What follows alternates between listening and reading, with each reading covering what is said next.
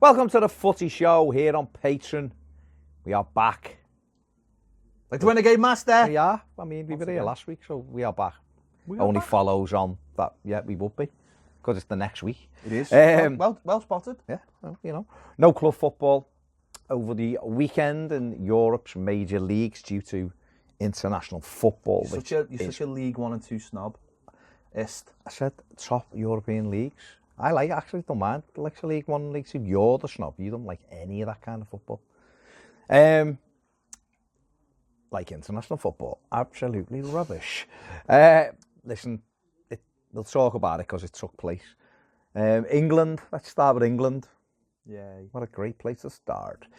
Well, from an Everton point of view, we had Jordan Pickford and Michael Keane playing in both games. We did. 2 victories. Ooh. 2 big victories for England. I mean, I suppose the good thing, if you're interested in international football, from an English perspective, is the amount of young players they've got in that side now. And that's one thing that I think Gareth Southgate's done brilliantly since taking over as the manager. Yeah, it's all good. That's all you're offering me. No, do you know what? It's weird, isn't it? Because it's like the opposite of almost like the Premier League. You've got, for a lot of these teams, I mean, you've got like Hudson-Odoi making his debut in the game against whoever he played, Montenegro, was who he played in the second game. You've got the likes of other players. Well, Jadon Sancho. Sancho was about to mention until you jumped in. It's when you look glossy, You've got players like that who's had to leave England. You've got Hudson-Odoi who's trying to get away from England. You've got players who don't necessarily play for their first teams. Or we'll now get more game time, because you can't tell me now that Hudson-Odoi won't go back to Chelsea and they'll almost be, they won't be forced to play him, of course they won't. But people will be like, hang on, he's an England international. He should be playing for us now. Ross Barkley played 1.5 games and played quite well in both of the games. So that gives him the impetus now to go back to his club and be like, and I know he has played a lot for Chelsea actually, but we're starting to see players playing well for England, and then the forces of the media, who are very much on side with Southgate, which is again another refreshing thing, and that's something Southgate's done brilliantly. And what's really good about the whole thing is Southgate's got everyone on his side, and it's not because he's like currying favour with anyone. He's done it because he's just been open, honest, give the right people in the media access to the players, but also said to the people who are, for want of a better word, dicks, short shrift, basically, hasn't he? He's made, I know we're going to talk about the racism stuff, but when things have been written about Sterling and stuff like that, he's give the players the power to just go, this isn't on. And in the past, there's been too many people at the FA going, oh, you can't say that, you can't do that. We need them because we're going to try and sell this. Southgate is just his own man. And the whole thing seems very fresh and modern and new.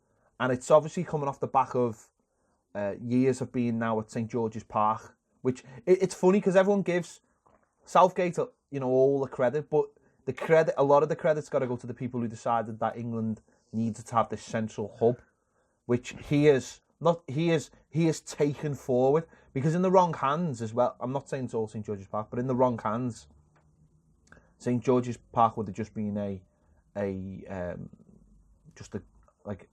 fancy hotel for some people. Do you know what I mean? It'd have just been the way Lilleshall was. Exactly. Some England managers would have just been like, well, this is a nice place to come once a month, naming no names from Allardyce. But Southgate is just continuing the evolution or revolution of England. I think the big thing was he went over to the NFL, didn't he, before the World Cup last January 18, and seeing how they cope with the intensity and the media clamouring, because they have a media week, don't they, before and in NFL. MLS do it for MLS. All American sports do it? Yeah, they do. So the media have access to, and he looked at that and he really liked it. He liked the setup, and he brought it back, and he'd done it before the World Cup, and he had them all on the stations, and that was where gave Sterling an opportunity to react to the story. Because listen, I think Raheem Sterling's fantastic. I think he's a fantastic kid the way he's had to cope with the shit, and he's just got on with it. He moved from Liverpool. I like him because he fucked Liverpool off, basically. He's one of the reasons why I like him. And he's gone and he puffed his chest out playing for City and gone, I come here to win stuff, and I've won stuff, and I was justified in coming here. And people have still tried to knock him down and batter him down. And he just gets on with it and delivers all the time. He's getting better and better all the time. But he's also matured brilliantly as well, I think. And that opportunity to sit down with reporters last year for the World Cup and say, see this what I've got on my shin, this tattoo, this is for this reason and not for that. And he explained it all, so they kind of went. Now the good ones took that and had nowhere to go with it, so spun it positively. You still got the shite talk, so you were mentioning, who will still like to write shite about him and still do. But I think Southgate took that on, and England then were back during the World Cup by the press, which doesn't really happen. No. Doesn't really happen. We got to the semi-finals, but for Harry Kane missing a chance he would normally gobble up, we end up, losing in the semi-finals. And he's carried that on to another level. And what he's done then is he went with a younger team in the World Cup, and he's carried that evolution on. He's brought it. Sancho's come in, rightly so, coming from nowhere, playing. You've mentioned Hudson-Odoi, Ross Barkley's in there, Declan Rice is now in there. So you're looking through that team and going, they're all young. But isn't it weird? Isn't it weird that the England team that played in the World Cup, it's not fully unrecognisable, but it's there's loads of players not playing, and it's like that was supposed to be like the pinnacle of English football for 20 years, and yet loads of the players are not involved. And you've got players like Michael Keane, who I wouldn't have thought about a sniff of playing after not playing in the World Cup. Yeah, I get what you mean. Has now started. But that's what I like about Southgate. Yeah, I don't, I'm not. I used to love England, and then I literally went away from them, couldn't be arsed with them, and I'm starting to. Listen, I still don't watch the qualifying games. I'm not gonna lie. I've seen the highlights. I've seen all the goals. I just don't watch the because I can't be arsed with it. The finals, I do. I'm literally like jump on board. Yeah, that's what I am. I'm a fair weather. An Asda fan. But you know what? It's not even just for England. I just like the finals, and I'll obviously support. It's intense. It's like an intense thing, and I want England to win it. Of course I will, because I'm English. So I want the national team to do well, right? But it's easier to identify when the young, good players who play nice football, and you like the manager, and I like the manager, and I think what he's done is.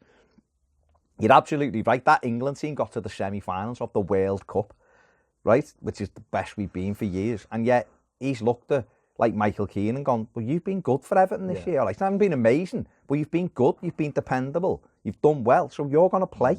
You didn't go to the World Cup, but you're playing. Yeah, I like the idea. And I like that. I like the idea that he knows that there's a level that these qualifiers are at. And he's almost going, well, you know what? Because don't forget as well, and this is an important factor that I think we've all overlooked, is there aren't any friendlies anymore. No. There aren't any friendlies. We had the qualifying for the Nations League. If you win the Nations League, do you automatically go to the European Championship? That's me one, I know. Because I thought you did. There is, and now there's qualifying as well. But anyway, come on, let's decide. Stop it. All right. People at UEFA don't even know that. Well, hang on, we discussed this.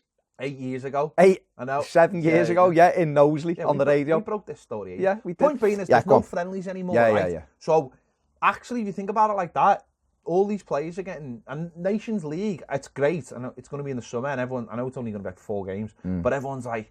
All the players like, I really want to win that. That'll be like my highest thing. And Kane that's boss. Out, didn't but he? the point being, there's no friendlies anymore, so you can't mess about. So it's important that all these players play in these games, because when else would he play? And maybe when the next tournament happens, the Euros, then you will come back. It'll all be funneled back to those best 11, and maybe the likes of Keane won't be in there, or he might be. Or he might be though. This is giving him a chance, and I think that's really clever by Southgate, because now what he's got is he's grown his pool bigger and bigger and bigger. And by the time he gets to those Euros, he's going to have like 35 players who he can choose from, and it's going to really he will have done push. The business. But going back to the Sterling thing and just the media front of it,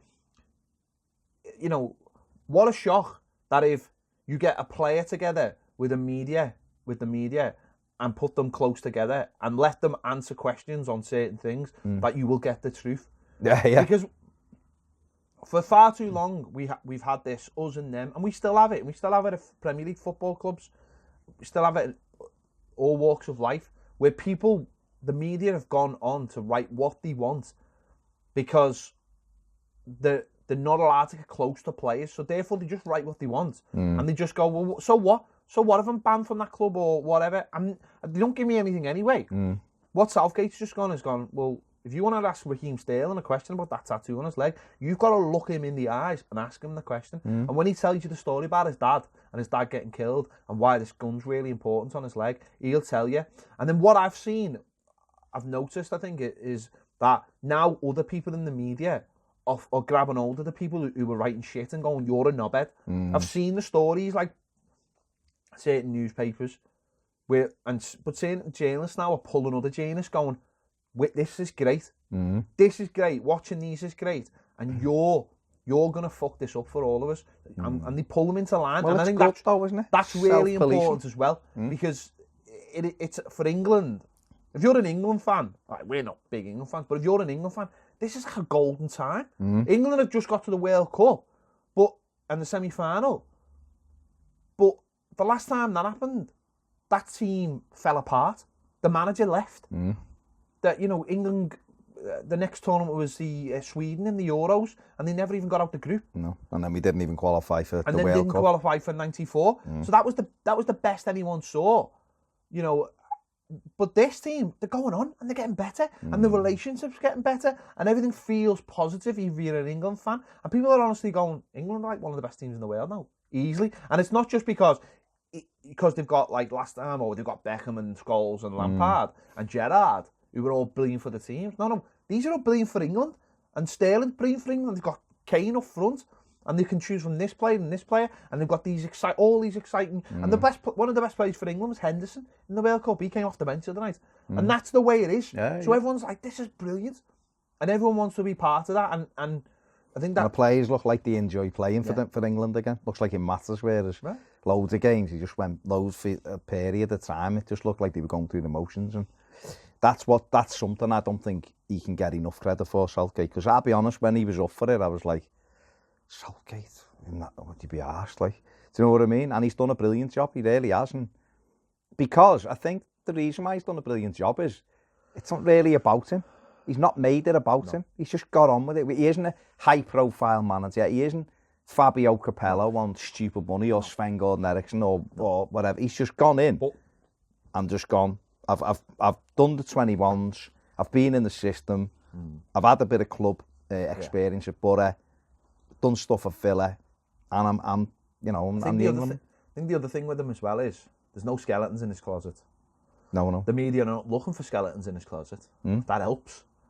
And I don't think he sees being the England manager as like the ultimate. No one's ever saying to him, "Oh, would you like to be this or like to be that?" They're all like, "You're the England," because there's no way he's sitting there going. Chris Coleman left Wales to go and be the Sunderland manager in the Championship. That sort of shows the difference in managers. And now he's I don't know where he is now. I don't know. But that shows you. Having fun with Charlotte Jackson. Why wouldn't you? Why wouldn't you? It's not illegal. No, it's not. Especially when it's his missus, So everything is positive for England at the moment, and I mean, they won 5-0. Czech Republic. Remember when they were good? Got to the final of Euro '96. I know it's. I mean, literally talking about something that's 23 years ago. I know, but what I'm saying is that most teams, they've had some great players. Listen, it was a good generation. England, they beat them 5-0. They were very good value for it. So yeah, just because you can say remember when they were good, but I think saying that is undermining what England did. England have got fast. The goal where the ball played through and Sancho gets on the back and crosses it for Sterling. It's a brilliant goal. It's one done most defences because it was instinctive. And when you've got people like Sancho who are riding that crest of, like, I'm a young lad and I'm dead confident, and you've got someone like Sterling, Harry Kane and Ali, quick and positive and it's all good football. And I mean, the only negative thing that came out of it is the racism stuff, obviously from Montenegro. But even that, I thought they dealt with that really well. I think the whole thing has been dealt with really well. It hasn't been. I don't think it's been sensationalised. No, exactly.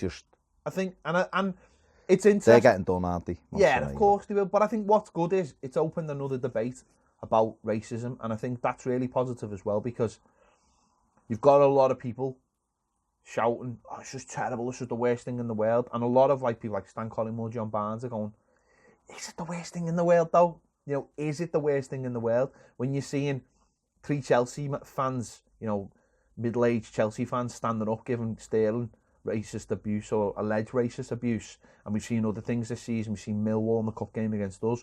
We've seen more. There's a lot of things going on in this country this year. They're all saying, well, maybe It's not even that though. It's the likes of countries like Italy where they have black players, Balotelli, and but they still, it's still there's racism. One of the Russian players said, one of the senior Russian players, the one who used to play for Fulham, can't remember his name. Oh, Pavlyuchenko, yeah. He said this week, and Tottenham, it's a joke. No, not him. Oh no, wasn't not him. The other one. Well, he said something, didn't he, Pavlyuchenko? Was it Pavlyuchenko? I'm sure it wasn't. Yeah, it was. You know. Go on, carry on talking. He basically said this week, it's a joke that Russia cap black players, and he's been banned for the rest of the season. Is that what he said? Yeah. So I think it was Pavlyuchenko, you know. One with the big square face. Yeah. Pavlyuchenko. Yeah. Played for Spurs and then Fulham. Spurs? Yeah. Okay. He said, basically, that's what he said. So, but I know it goes on other places, but it is important that before we start judging the rest of the world, which is what we all normally do, is that we get our house in order. I think that's just a model for the whole of the country. I think at the end of the day, yeah, there is that element, but I mean, just taking this in isolation with Montenegro, there hasn't been stuff before with the under-20s or something there as well. So, listen, Sterling was fantastic, scored and put his fingers in his ears, and that's the best way to, if you can, and it's easy for us to say because it's not happening to us, but if you can deal with it like that, putting the ball in the net and just standing there giving it that, you're smacking them back, aren't you? You're going, listen, do what you want, but we're beating you 5-1, we're destroying you. The worst thing was 2 things on the social media things this week. Well, one was, I mean, Pickford coming out, taking a big deep breath. Got loads of Liverpool fans and other fans going, he's a weirdo, the biggest weirdo in football. But the same Liverpool fans then weren't having a go at Henderson, who was having a little bit of arty-party, see that with the fella? And he's like pulled his face to the side and what are you going to do? And it was just dead weird. Scrappy do. Yeah, full on scrappy do. But that Montenegro player come out, didn't he, and said, like, England are a great side, but the disrespect from the likes of Jordan Henderson is unacceptable. Because he said, I wouldn't give you my shirt or something. You're like, mate, that fair play, but what about the crowd? You know. But that, you know, England, 2 positive results there. Other big results, I suppose, in the week was Germany beating Holland. 3-2. Dick Van Dijk getting torn inside out was great. Now, a last-minute goal, not a late goal there. That was a big... Because they're a young side, aren't they, Germany? And he's ripped a lot up. He really has. And what's good is Holland are doing well as well. Nice picture of him scratching and sniffing again in training. Yeah. Loves it, doesn't he? Loves the scent. But it's good that Holland are starting to find their feet as well. Yeah, big run. And don't forget, big run from old Swan. They're in the Nations semis. That's where England play in the semis. England play Holland. So it's good that they're back on, because you know what? You want those World nations being football big. without Holland is like apple pie without custard. See, I wouldn't have apple pie with custard. I mean, that's because you're weird. Well, not really, no. Would you have custard? But if you had custard, would it be hot or cold? I don't like custard. Okay, fair enough. I'm asking the wrong person. You are. I like... it's really weird because I like egg custard. And I like a custard slice. No, that's not weird because I like tomato sauce, but I don't like tomatoes. Oh, okay. So... Yeah. I'm with you there, and like I'm with you. It's a weird thing, but I know it's what more you mean. to do with not necessarily to do with flavour. It's more to texture. do with like texture. Yeah. Like the idea of biting into it. Oh, see, I don't mind little like I couldn't the big tomatoes I can't have for a second. It's an insight. It's an insight. The little plum tomatoes are nice, and I love custard slices. They're my favourite cake. I love custard slices. They're my favourite cake. I mean, 330 calories aren't great, but they're my favourite cake. But I can't custard. I'm just not a lover of custard. I like say what I like, rice pudding and semolina. Oh, I can't be doing semolina. Oh, I like that. Oh, that's school dinner shite, that. I like it, you know. I mean, what about this? We only ever have it in Lent because the chocolate's gone. What about this? We want last bit of weirdness, this. Ice cream with hot custard on it. No. I see custard again's ruining me. No. All right, move on. Yeah, so obviously we had Good the, win. Good the win. Germany-Holland, which is great. You're right, getting Holland back to that forefront. You want the likes of Italy and Holland and Germany to be strong. We have all their little shy countries. No, we want the Holland in. The boss, it's for us, isn't it? It's for us just because we grew up with we those. love the colour. Because of the likes of Cruyff, and they've always had some fantastic players, Holland, haven't they? Yeah. But no, it's good. It's interesting. Ireland had a good result, didn't they? They went top of the group. Seamus Coleman captained them. Hurahan scored for the Republic of Ireland. It's a good result. Scotland had a tonker in Kazakhstan. They played San Marino and Kazakhstan and come out with a negative goal difference. That's bizarre. It's bizarre, isn't it? Worst result in their history. It was terrible. Wales won as well. And Wales had, they had a good result as well. So, decent. I watched a bit of France. They played Iceland. I was watching. Yeah. I was on like Gylfi Sigurdsson, Keane. Watch. One done better than the other. Gylfi, my God, if he touched the ball 10 times, I'd be shocked. Honest to God, I'd be shocked. What do you make of France? Because they're one of them sides, aren't they? They're not one of those sides anymore.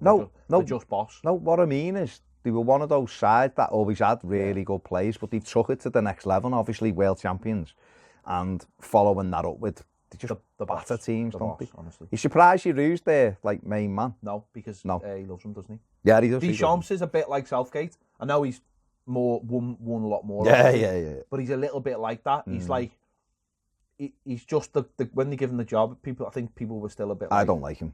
No, that's what I'm saying. But watch the Griezmann. He comes across. He loves Griezmann. He loves Griezmann. I watched, to be honest, I put it on last night when I went to bed, and it lasted about 11 minutes when I went to sleep. But already in that fella's a bit weird. The one who went and sat next to him on the bench. Didn't I tell you that yesterday? Yeah, no, but when I seen him, I sat here and said there's a weird fella. He actually looks weird as well.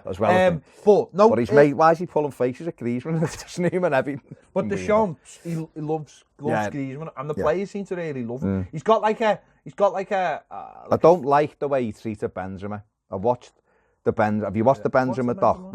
And I know it'll be one-sided the way it is, but I just think he treated him a little bit shoddily. Oh yeah. Listen, I'm not here like going with me mate. I'm just saying the players he's got. Well, if he was your mate, I'd expect him on here so we could interview him. What he's done is that's him with Southgate. He's got rid of all the little knobheads, people he thinks of the knobheads. And he's created a group that all really get on with each other and are all mates and are all similar age. And that's why they've gone on and won the World Cup. Players, haven't they? And that's what I'm saying. But, like you said, France have had billion players in the past. And each man messed it up because of certain people. Well, they never went on, did they? They won. Obviously, they won the World Cup. And then they won the Euros, didn't they? And then you were like, they're going to keep... And then it didn't really play out how they hoped it would.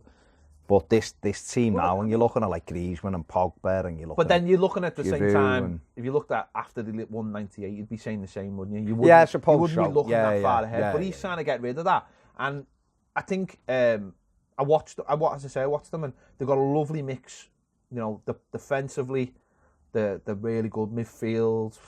You know, got an embarrassment. And you've got like Pogba and Griezmann and Giroud and Kante, and Mbappe, and I mean, the way you can just like watch Mbappe, you'd think he was like 28. Yeah. The way he just strolls around the pitch. Like a racehorse. And the fourth goal, have you seen the goals? No. The fourth goal, Griezmann's breaking, and Mbappe back heels it into his path, and it's a foot race, and Griezmann just gets there first, but the dink over the keeper is just unbelievable because he's got nothing to aim at, and it just when he dinks it. Swear the keeper is as far away, his foot there as my foot is to dinking it over, and he dinks it, and he literally hits a post or something, it hits the post and goes in, and it's just, he walks away, they're just like they're just in the stride at the moment, and it's funny because watching them during the World Cup, that's when they hit the stride, during the World Cup. And you're right, before then I think there was question marks, but I think winning the World Cup almost showed half of them that they were a good side. Or what the arrogance, doesn't it? Or what happened during the World Cup, where they were playing shit but winning. People were like, "Oh, this is not the way," and it was just like, keep playing the way we're playing, and we'll get better, and we'll keep the defensive responsibilities, and we'll win. And that's what they did. And you look at them now, and they've got all that defensive structure, but they're free flowing up confidence, front. Aren't they? And you give confidence to good players, they just sweep you aside. But no, good good week Yeah, of yeah. there's some good results, some big results. Just off the back of it, Ronaldo come off injured with a hamstring injury. Right, Looks, he said I'll be out for 1 to 2 weeks. He said his quote was, "If you go outside when it's raining, you get wet." You know what? He's got a point. Yeah, I mean, who's gonna argue? What if you've got with an him? umbrella? Maybe Or no storm coats? splashes your feet. No, like storm coat with a big hat. No, like you see like old cowboy films. Yeah. Don't. Yeah. Still, I mean, technically, You're still getting wet, aren't you? It's just you're not. He didn't say you get soaked to the skin. Then you could challenge him. It's what you how you- decide is you getting wet. Well, your clothes are getting wet, all right, but you've got the waterproof. Yeah, but that's fine. It's getting wet still. If you then touched like his waterproof thing, your hand would be wet, wouldn't it? Because it's not permeating through. It's still there, isn't it? So he's right. Anyway, injured hamstring, He is right, yeah. 1 to 2 weeks. Franco Baresi, the fantastic Juventus defender, Did he play remember him? last week? Played for he could have played. He Italy, probably still could play. There's flip-flops on. Said that Juventus have pulled off an amazing coup by getting Aaron Ramsey. Yeah, they have. So, I mean, just that Juventus side, when you look at it, it's still it shouldn't seem weird because there should be more of this going on, but it doesn't. It still seems weird that Aaron Ramsey's going to play for Juventus, and I don't know why. I think it is because not many go abroad, Isn't it because now, do you think that might be the first sign that English football clubs are looking to tighten their belts just a little bit? Because wouldn't you have thought like Man United would have come in for him in the past? They probably would have. Yeah. But for that money, do you think Man City, they normally buy Arsenal's players. So maybe that's actually a sign that we're in this country going to start tightening our belt, and that comes off the back of the England stuff. All the young players, maybe. Maybe there's going to be a change in this country. You're probably looking, aren't they, and saying, well, the value in him, 400 or 300 grand a week or something, he's 28, but we've got this kid who we can pay 50 grand to, and it's economics. Let's be honest, right? We're talking about all this stuff, and the man who everyone should be thanking for all this is Pep Guardiola, because everything just seems to be coming off the back of him.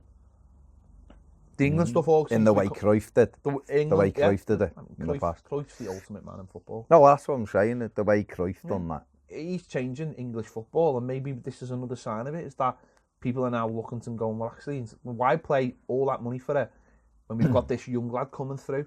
And maybe that's what English clubs might be starting to get their head around.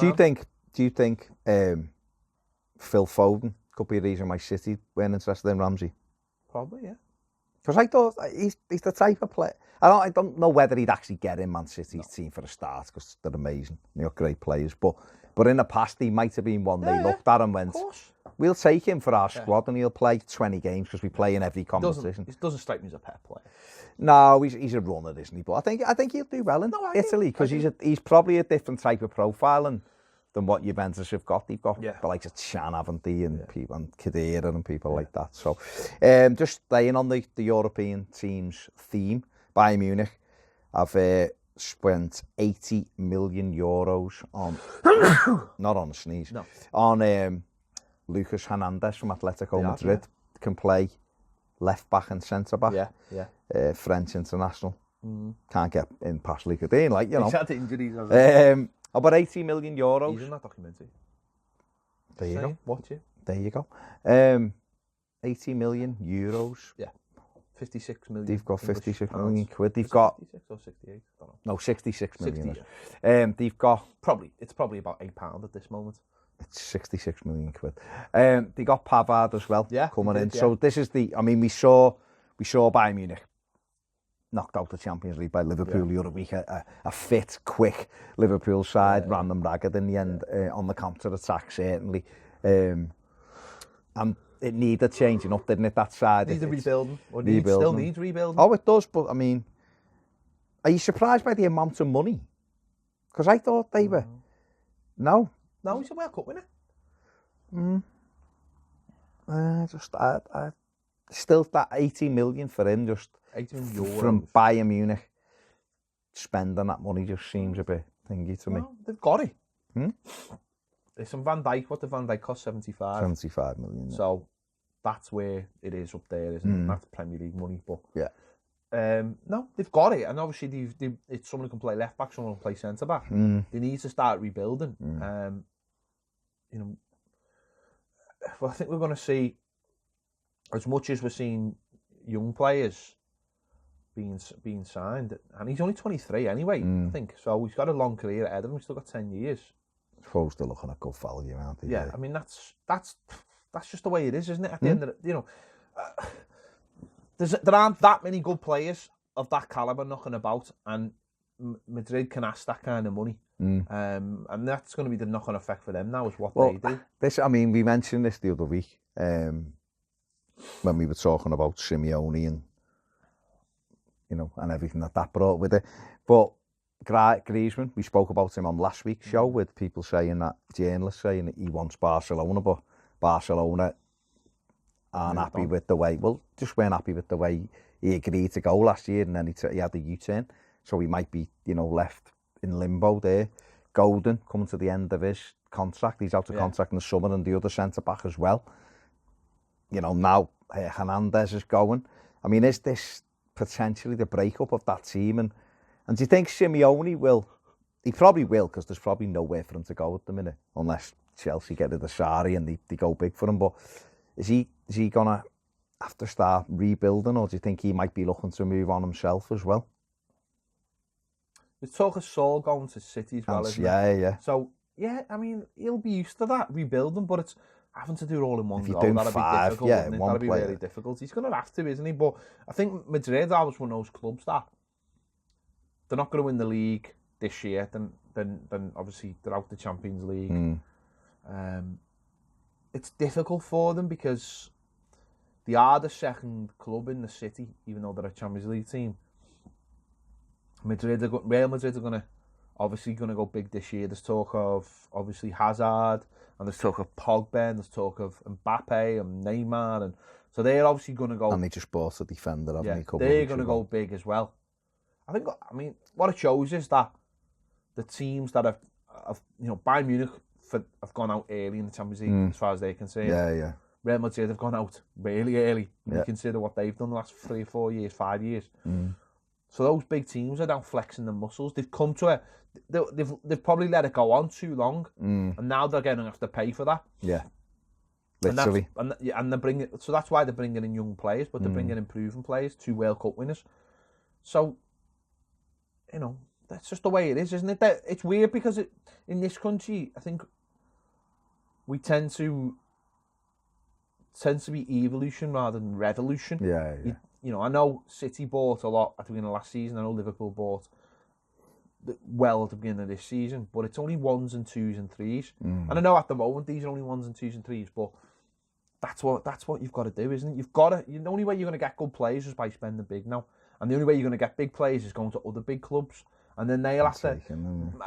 I think Madrid will have to maybe go into the Spanish league now and start picking. So this is why scouts are so important, and this is why technical directors are so important, and this is why people are fighting over the likes of Monchi and people like that. It's because it's the talent spotters now are the most crucial thing in the game, because all eyes are on everything now. You can watch football all the time from any channel. Yeah. You can watch documentaries. You can watch anything. The game is so well covered now that we think we know everything about everybody, but we don't.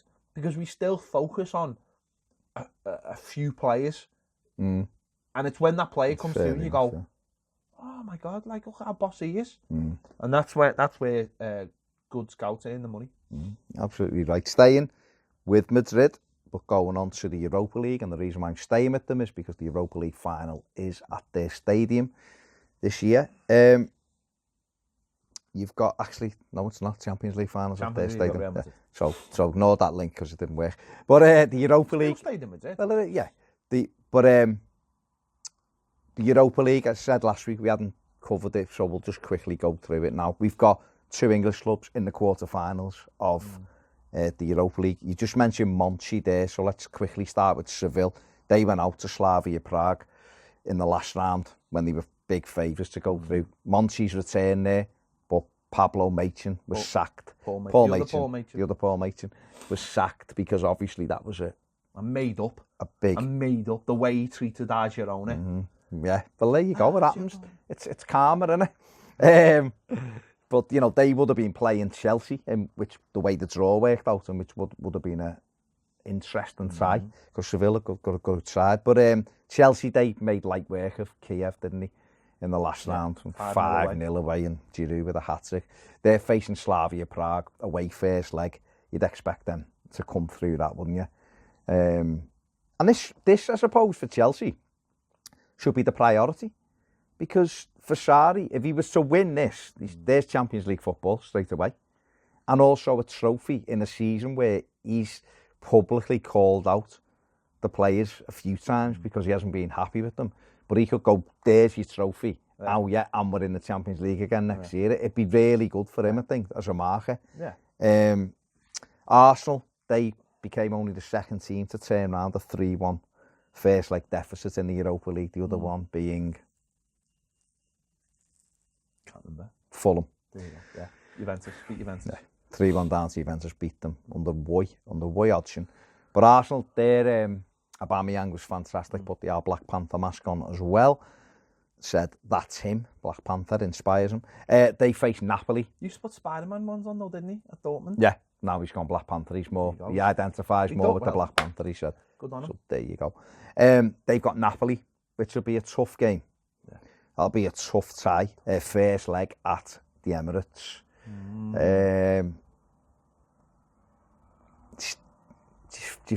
Who's the favourites in your eyes? Arsenal's got to win by 2 clear goals at home. Yeah. Definitely. Yeah. Definitely. Napoli have got some good players, haven't they? And could quite easily. Pray for Robbie. That's all I'm saying. I don't think he needs any fucking prayers, mate. I'm just saying, if you're going to... know what I mean is when he does those fan cams in Napoli. In Napoli, would definitely get to a safe zone. Get to a safe zone. You know, get in a hotel room. Yeah, or take 3 with you. When they keep you in the ground afterwards. Or just do it there, yeah. Do it there, Rob. Out the way. Yeah, so who are your favourites for that? Go on. Stick your neck out. I'll go for Arsenal, actually. Oh, yeah, do you think? I'll go Napoli then. Benfica, Frankfurt. I'm going to say Benfica. Frankfurt got a good side, though. But no, I'm going to go Benfica. Okay. You're not going to make any comments, are you? I can't really. Because you can't really think. Don't. Sorry, when you said Benfica, Frankfurt, the first thing that came to my head was some kind of bar in Amsterdam. But we'll move on. Well, maybe. I mean, Frankfurt have got Sepp Haller, I think, haven't you, who's on everyone's radar. Prague and Chelsea we talked about, and Villarreal v Valencia, the old Spanish tie. They're both shite. They are, though. Bit harsh. Villarreal are shite. Nobody are, though. They're not that Raphael. good. Raphael shite. Where on earth is Raphael? Where is Raphael? They're not that good. Villarreal have been like in the bottom 3 all season. But they obviously Funes Mori effect. Funes Mori effect, yeah. He's back out the side now, isn't he? You'd favour Valencia there, sure. Yeah, to beat the Yellow Submarines. But interesting, could have, depend on how it works out, Arsenal-Chelsea final, couldn't we? Well, we could. We could. I don't know whether, did he do the draw? I'm not sure whether he did the draw for the semis, the way they do the Champions League, but interesting. And again, everything they said about Sarri and Chelsea will apply to Unai Emery as well, because... And he's got a great track record. Oh, he loves the Europa League. Well, 3 in a row, didn't he? 3 in a row. Him and Monchi, Sevilla and people off. So we could win that, and that's their Champions League for next season, because obviously both of those sides are trophy, but the trophy it's more important. Yeah, that's more important. We always do this. We always go, it's a trophy. No, but what I want the trophy, but what I'm saying is in their minds, they're fighting for the top 4, but this trophy delivers I think far what too many you get people for go, that. Oh, Champions League, you can get that by winning the Europa League. It's like, but you're winning the Europa You're winning League, a competition. You're winning one of the best trophies ever. As a trophy, it's amazing. Looking trophy ever, that. It's amazing. What's what Atletico done it last year, didn't he? Was it Marseille 3-0 in the final? And that put them back in the Champions League, and that's what it's about. So really, really interesting to see. Well, I mean, look at the English clubs. You got 2 in the semi-finals of the Europa League, and we got 4 in the quarter-finals of the Champions League. So that's the best, isn't it? For a long time. Was there only 6 in it? Nobody gone out of Europe from England this year. Don't think they have they? Yeah. Who? Burnley. Oh, fucking hell, yeah. They went out in about August, yeah. The only one. To finish off, the breaking news today, or when's this going on? Today? Breaking news today that something that we've discussed a few times on the show is Gunnar Solskjaer. It's been announced that he is Gunnar Ollie Solskjaer, did you say? I thought his name was Ollie. Ollie Gunnar Solskjaer, Gunny Ollie. That's his cousin. Ollie Gunnar Solskjaer has been given the permanent job at Manchester United. My initial reaction is I am a bit surprised. No. I'm not surprised. I am a bit surprised because I thought. You're not surprised. You're No, I am. Make your mind up, man. I am a bit surprised. You're a bit surprised. Because I just thought he would go big for Pochettino. I did. But I can understand why they've given it. Timing is Are you everything. thinking he wants a season in that new stadium? Timing is everything in football. Timing is everything. So, what are your thoughts then on Solskjaer? Well, it's clearly the right decision because if he hadn't, they would have had a revolt on their hands. I think the next thing they've got to. I think the players love him. I think now is the right time. They can start planning for the summer. I think they're trying to create that old Manchester United feeling. Yeah. With the coaches and Sir Alex just there as a mentor in the background. I think the next thing they've got to do is get themselves a director of football, a bridge between Ole Gunnar Solskjaer and Woodward, and give Woodward less power. Yeah. And give Solskjaer more power in terms of football, going out on the training ground, because that's actually what he seems to be quite good at. And they're going to have to strengthen, of course, but after what they did against PSG, I think that you're seeing that, in fact, this manager knows what he's doing. He's got technical ability. He always has a smile on his face. He represents Manchester United brilliantly. And I still think in 3 years' time, Pochettino will still be at Spurs. Yeah. I do. I think Pochettino may have just gone past that moment now where Real Madrid, Zidane's gone back to Real Madrid. And I think for him, he'd be like, well, yeah, that moment might be there for me, but it might be there for me in 2 or 3 years. I've got this new stadium to play with. I think Spurs now look like they are becoming a Champions League team, one that you expect to be in it every year. The power of the stadium is only going to help them financially to be there. I think they're going to start. I think maybe not this summer, but from next summer onwards, maybe they're going to start pushing for bigger and better players. And I think that's what's going to keep him there. Looking at Pochettino, to me, since the day Mourinho's been sacked, I've never looked at him and thought he's dying to get away from this club. He's never come across like that. He just seems so calm and relaxed by the whole thing. And I think that's been the best attitude to have, because while everyone else was, it's going to be, Pochettino, no one expected Ole Gunnar Solskjaer because he didn't have a track record to back it up. But he's done the job, and okay, he's lost the last couple of games, but that's probably more because of his injury list. That injury list has actually come because players have been asked to work doubly as hard. And that's, players that they're all picking up injuries now because they're sprinting, working harder, they're doing the job they weren't doing, and he'll be saying now, well, you've backed me, so back me with players. What are you surprised by the timing of the announcement? No. Because I suppose it's on one hand running now, they can plan for next season now, can't they, with players? But what happens if they lose a few more games and go out the Champions League? What difference does it make? They obviously believe that he's the right man for the job. So it doesn't matter what happens. They obviously believe all the players coming out saying, we want him as our manager. Yeah. The fans love him.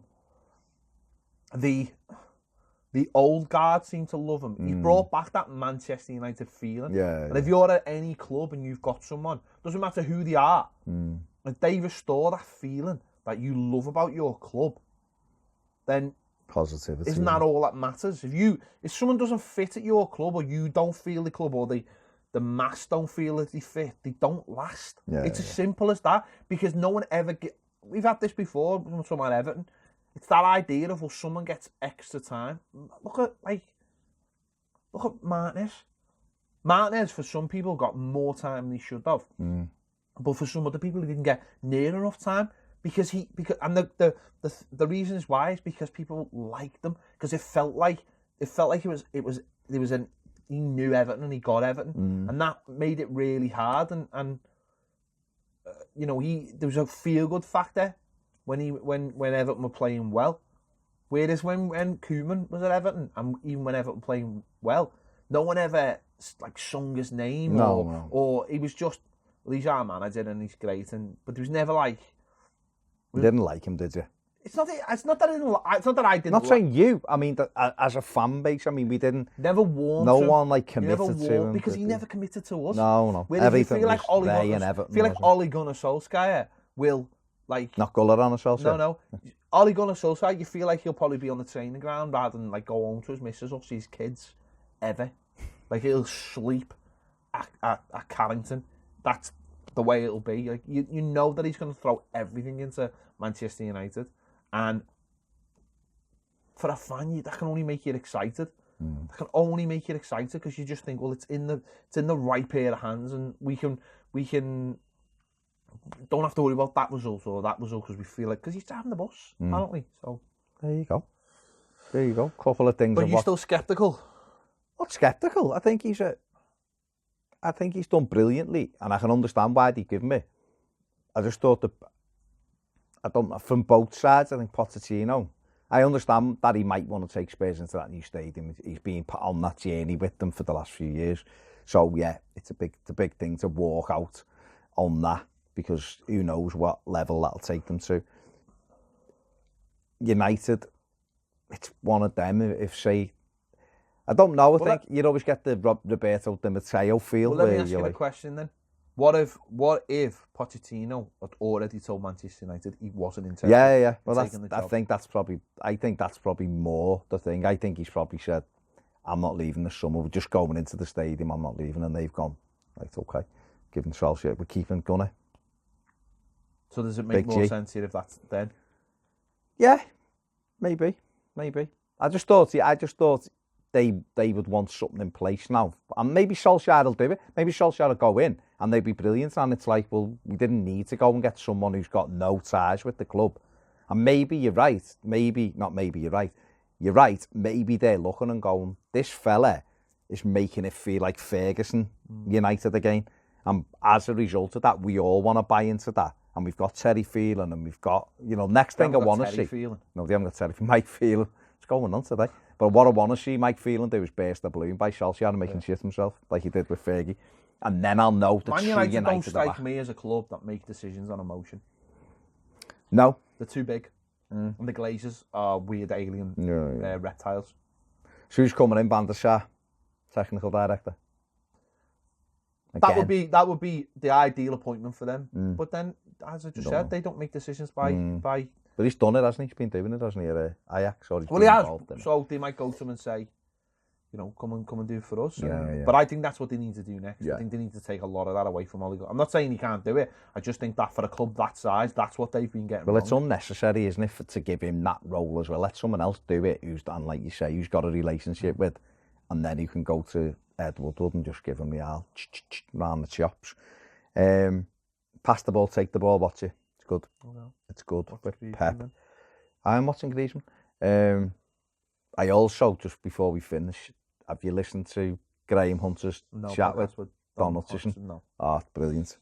Talking about how he got the Everton captaincy. I won't spoil it because it's a mad story. It's good. Does it involve alcohol? No. That's very strange. No, it doesn't. It involves Walter Schmidt being berserk. Okay. So listen to it. It's really good. We're trying to get Don on here. Yeah, love to have but he's such a busy man. That it's gonna keep peppering him. Peppering him? Yeah, he said I'm just gonna pepper him. He likes pepper. You're using some weird words today. Pepper means like it's not like they peppered the goal. It's like keep on at them loads. You've not heard that? I have, but not in that context. Pepper him means like you're gonna like be at him all the time. Oh my word! Why don't you badger him? I remember the badger we showed on the way to Shrewsbury. It looked like a monkey. It was massive, wasn't it? Oh. God Leave save the badgers. Leave it there. Yeah. Anyway, that's us for this week. On the footy show. As long as you don't roger him. There's no rogering going on. None whatsoever. Well, there is somewhere, but it's not going to be in here. See you later. That's why the couch is broke.